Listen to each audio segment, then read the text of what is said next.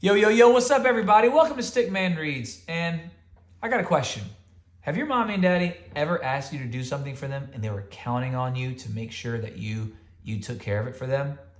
Well, in today's story, we have a little boy who has to go find, he has to go find fire for his family. Our story's called Finding Fire by Logan S. Kline. And this little boy has to be very brave to make sure he brings back fire so that his family can survive. Daddy! What? Daddy. You're not showing them. Here, let me help him out. Finding Fire by Logan S. Kline. Nobody don't see me. All right, here we go. I really like the pictures in this story. Long before the secrets of... Hey, who's reading this story? You or me? Long before the secrets of fire had been discovered, people had to find fire. And if they lost it, if it went out, someone would need to search for more. And look, there's a cave. And it looks really sad because of the fire. Where's the sad? Where is he sad? That'll be on the next page. All right. And what's really cool about this story is that there are no words. It's a wordless book. So I am going to use my imagination to read and use the body language and what the pictures to tell the story. And parents, mom and dad, you can do this too. This is a lot of fun. I love wordless books because they let me do this. Me too. Oh man, what happened to the fire? I left it here last night. The fire was going and now it's gone. Oh, I guess that means I can't cook my chicken today. Huh. I think it's your fault. No, it's your fault. I told you to leave and come back later on and you didn't find it. Oh my goodness, what are we gonna do? Excuse me. I'll go find more fire.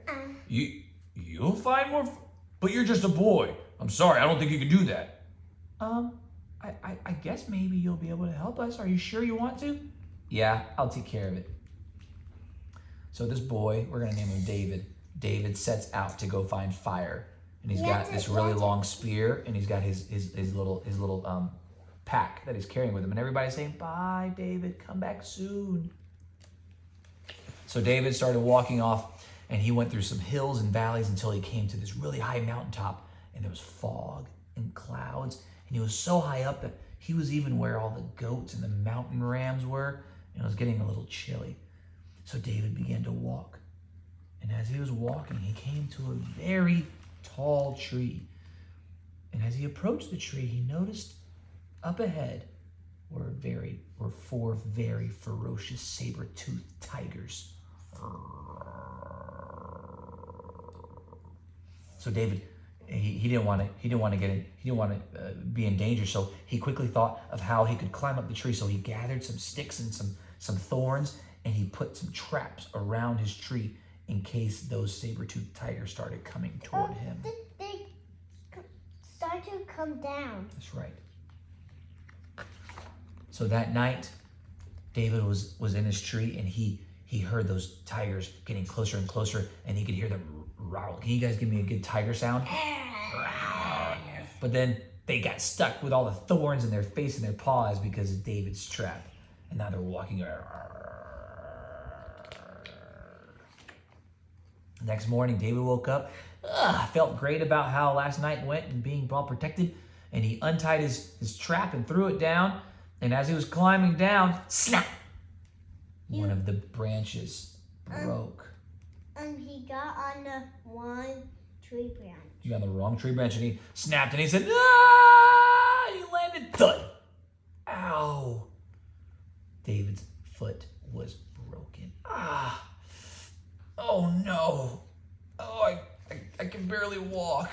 You can tell he's having a hard time. He's struggling with every step. The pain shot up his leg, and even he had to even stop and rest his foot. And when he was resting in his foot, as he sat on a log, he heard something in the clearing next to him. And even though he was hurting so badly, tears were pouring out of his face, he could hear the noise again, and he decided to get up and go look and find out what it was. And it was a poor baby woolly mammoth. and it was stuck in the middle of a mud sinkhole, and it was calling out for help because it couldn't escape. So David inched his way, got close to the mud hole, and he put out the stick, and he wanted a woolly mammoth to grab it, and he started pulling and tugging, and even though his foot was still hurting, he ignored the pain because he wanted to help the woolly mammoth, until finally, bloop, it popped out, and the woolly mammoth was so grateful. He said, "Thank you for pulling me out. Well, how can I ever repay you?" David said, "Well, my foot, you can tell right here in the video, you can tell that his foot," David put a little stick, like a splint, to help his foot not move around very much. And the woolly mammoth says, "What's wrong?" David says, "Oh, I hurt my foot really badly." And the woolly mammoth says, "Well, why don't you climb on my back?" And so David gets on the woolly mammoth's back. You have to name it. What do you want to name the woolly mammoth? The same thing that you named yesterday. Crumble. I think Crumble's a good name because all that mud was on him. So now Crumble and David are walking, and as they walk later that night, the rain was pouring, and the storm, it became so bad that they had to get so close because of how bad it was, until one moment they saw this big lightning strike, and the lightning spread across the sky like a web. But when that happened, the next morning, they saw smoke coming from the woods where the lightning struck. And you know what David said? Let's go, Mammoth. "Let's go, Crumble. Let's go see what's making that smoke." And so he got onto the Crumble, and they sprinted all the way down to the valley, into the forest. And David said, "Crumble, look, the log has a little bit of charred embers." And David said, oh, if I can only just make the fire even bigger. And he gathered some sticks and some grass, and he put them together, and he got a big chunk of the wood, and he started blowing. Can you guys help David blow? He's blowing the grass with the charred embers, and it's taking a long time. The sun's starting to go down. He's worried because he doesn't think it's gonna catch fire, until Crumble helps him. They're blowing again, and David says, "Wow, look!" And this huge fire gets started, and they finally made fire, and David knows that he's going to be able to help his family when he goes back. So him and Crumble walk, and now David, his foot feels better because he's so excited. He's going to get back to his family and get them the fire they need. Even as they're walking back, They scared the tooth tigers. That's right, the tooth tigers, the saber-tooth tigers, are scared from David carrying the fire, and they're almost home. They're just outside, and they're camping. Him and Crumble are camping with their fire outside in the mountains, but they have one last challenge. They've got to get the fire across the River. Okay, how do you guys think he's going to get across? With Crumble. With Crumble? Okay, let's see what they do.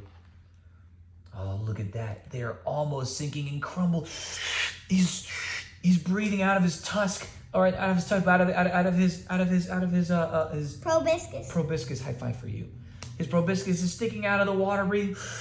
And David's going, "Hold on, keep going, Crumble, we're almost there." And his parents and his family are calling, "Come on, don't stop, keep going." Splash, splash, splish, splosh. Until they reach the other side, and his family says, Fireboy? they say, "Fire boy!" They call him Fire Boy. And they're so excited, and they're saying, "Way to go, David." And they're even covering Crumble's back with a blanket. They're saying, come in here, you made it, you did it. Way to go, you found fire. Don't sit on the fire this time, Grandpa. Grandpa, don't sit on the fire. There's David and Crumble, and they're all enjoying the fire that David found and brought back for them. Grandpa, don't sit in the fire. Don't sit on the fire, Grandpa.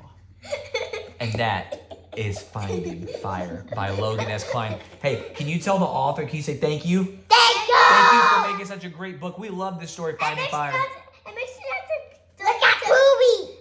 And make sure not to let Grandpa sit on the fire And this please, time. don't let Grandpa sit on the fire. Y'all say bye. Bye.